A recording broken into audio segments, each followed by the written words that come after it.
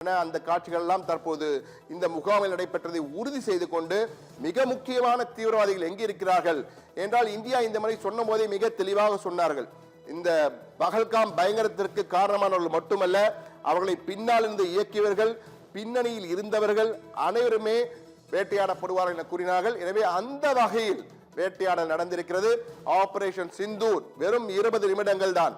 20 நிமிடங்களில் தற்போது 25 கோடி பேர் கொண்ட பாகிஸ்தான் திணறிக் கொண்டிருக்கிறது. செய்வது யாது, என்ன செய்வது என தெரியாமல் முழித்துக் கொண்டிருக்கிறது.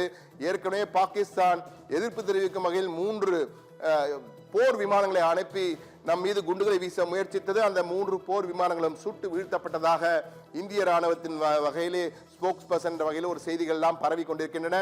ஆனால் இவை அனைத்துமே இது போன்ற ஒரு பதற்றமான சூழலில் நிறைய தகவல்கள் வந்து கொண்டிருக்கும்.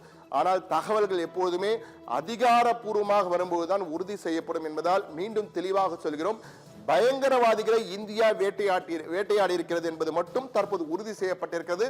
அதுவும் 9 இடங்களில் தீவிரவாத முகாம்கள், பயங்கரவாதிகள் இருந்த 9 முகாம்கள் தரைமட்டமாக்கப்பட்டிருக்கின்றன என்பது மட்டும் உறுதி செய்யப்பட்டிருக்கிறது. மற்றவை எப்படி நடந்தது, எங்கு நடந்தது, எத்தனை மணிக்கு நடந்தது, எவ்வளவு நேரம் நடந்தது, யாரெல்லாம் பங்கேற்றார்கள், விமானத்தில் போய் குண்டு போட்டோமா, இங்கிருந்தே ஏவுகணை தாக்கினோமா, கப்பலில் இருந்து குண்டுகள் வீசப்பட்டதா, ஏவுகணை அடிக்கப்பட்டதா, எத்தனை விமானங்கள் பயன்படுத்தப்பட்டது போன்ற அனைத்து விவரங்களும், அந்த ஒருங்கிணைந்த கூட்டு நடவடிக்கை கொடுத்த அனைத்து விவரங்களும் அதிகாரப்பூர்வமாக வரும்போது நமக்கு தெளிவடையும்.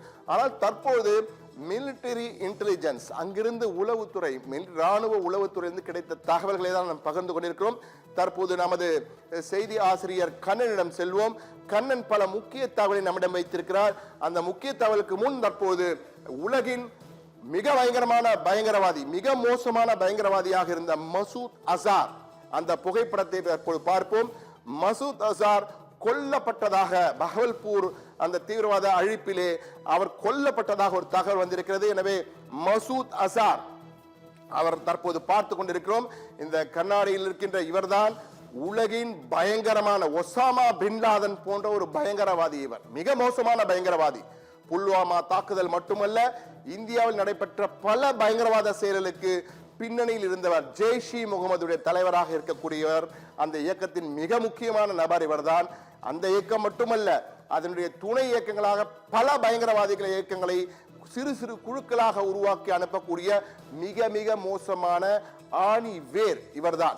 இந்த ஆணி வேர் தான் தற்போது உயிரோடு இருக்கிறதா இல்லையா என தெரியவில்லை. என்றால் எத்தனையோ அப்பாவி உயிர்களை குடித்தவர் இந்த பயங்கரவாதி மசூத் அசார். தற்போது இந்த மசூத் அசார் எங்கே இருக்கிறார், அவர் உயிரோடு இருக்கிறாரா இல்லையா என்பதை தெரியவில்லை. ஆனால் அவர் உயிரிழந்து விட்டார், பலியாகி விட்டார் என்றுதான் தற்போது தகவல்கள் வைரலாக பரவி கொண்டிருக்கிறது. ஆனால் உறுதிப்படுத்தப்படவில்லை. ஒருவேளை இந்திய ராணுவத்தின் செய்தியாளர் சந்திப்பின் பொழுது அந்த தகவல் உறுதிப்படுத்தப்படலாம். தற்போது நேரடியாக நமது செய்தி ஆசிரியர் கண்ணனிடம் செல்வோம். கண்ணன், உங்களிடம் என்ன தகவல்கள் தற்போது இருக்கிறது? லேட்டஸ்டாக நமது நேர்களுக்கு இந்த ஆபரேஷன் சிந்தூர், ஆபரேஷன் தமிழில் ஆபரேஷன் குங்குமம் என்பார்களே, அந்த குங்குமம் ஆபரேஷன் பின்னணியில் என்ன இருக்கிறது, தற்போதைய லேட்டஸ்ட் தகவல்கள் என்ன? கண்ணன் நீங்க திரையில் வருவீர்கள் என்று நினைக்கிறேன். கண்ணன் சொல்லுங்க. கண்ணன். சமூகசுந்தரம், இந்த ஆபரேஷன் சிந்தூரில் இப்போது உள்ள இந்த தகவல்கள் சர்வதேச நாடுகள் இந்த தாக்குதல் தொடர்பாக என்ன கருத்தை கொண்டிருக்கின்றன என்பதுதான். ஆனால் இந்தியாவின் மிக தெளிவாக இதில் இருந்தது, பயங்கரவாத முகாம்களைத்தான் நாங்கள் குறிவைத்து தாக்குதல் நடத்துகிறோம் என்று ஏற்கனவே அறிவித்தார்கள். அதன்படிதான் அந்த 9 முகாம்கள், இது பாகிஸ்தானின் ராணுவ நிலைகள் மீதோ அல்லது பாகிஸ்தானில் பொதுமக்கள் வசிக்கக்கூடிய இடங்களிலோ இந்த தாக்குதல் நடத்தப்படவில்லை. தீவிரவாதிகளின் தலைமை முகாம்கள் தான். அது முரித்கேவாக இருந்தாலும் சரி, பகவல்பூராக இருந்தாலும் சரி, முசாஃபர்பூராக இருந்தாலும் சரி, அனைத்து இடங்களுமே பல ஆண்டுகளாக உலக தீவிரவாத வரைபடத்தில் இடம்பெற்ற இடங்கள் தான். இதனால் இதை பாகிஸ்தான் இந்த தாக்குதலை உடனடியாக, இந்த தாக்குதல் மக்களுக்கு மிகப்பெரிய பாதிப்பை ஏற்படுத்தி விட்டது என்றோ, இந்தியா ஒரு தவறான தாக்குதலை ஏற்படுத்தி விட்டது என்றோ ஒரு பொதுவான பிம்பத்தை ஏற்படுத்த முடியாத ஒரு நெருக்கடி. மற்ற இரண்டாவது, இந்த போர் வியூகமானது இன்று போர் ஒத்திகை நடைபெறும் என்று 244 இடங்களை அறிவித்து விட்டார்கள். ஆனால் போர் ஒத்திகை தான் நடைபெறும் என்று அனைவரும் எதிர்பார்த்த நிலையில் இந்த தாக்குதல் நடைபெற்றிருக்கிறது. இதுவும் மிக முக்கியமான ஒரு திசை திருப்பும் ஒரு ஒரு போர் வியூகமாக கருதப்படுகிறது.